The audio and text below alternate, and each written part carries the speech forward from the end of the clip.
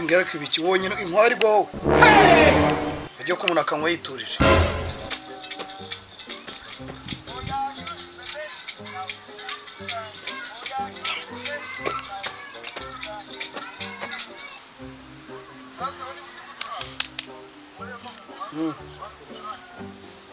kini cyahe You know you can be prosecuted for that. ahariya ne twangore turegara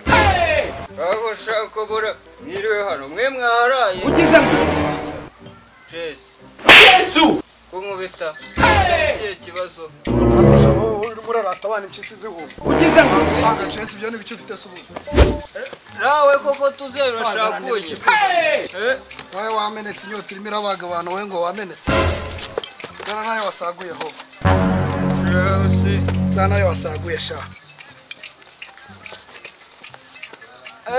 baranyibye no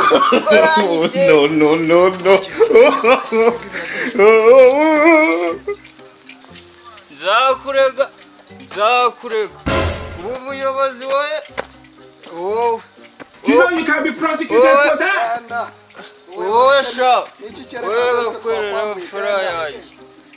sawa banigendera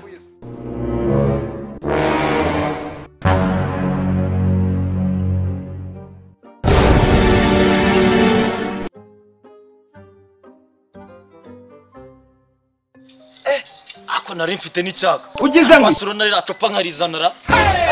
ariko se bari mfateyo kanigendera so ndabagifungura gute mwana tubanze turene n'ibirimo ntabwo isiko twibaje telefone cyabya mwana telefone yihorera umuntu ntiyaguramo n'ebyiri so ntabwo harimo amafaranga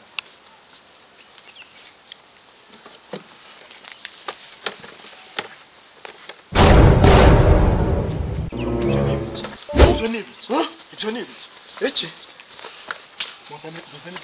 akira rwose ariko ntuyice Yesu zana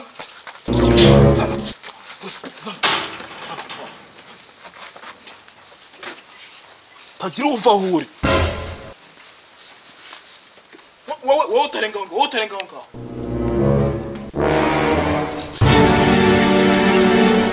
agucamwe tumukurikiye jyana shawe inshoka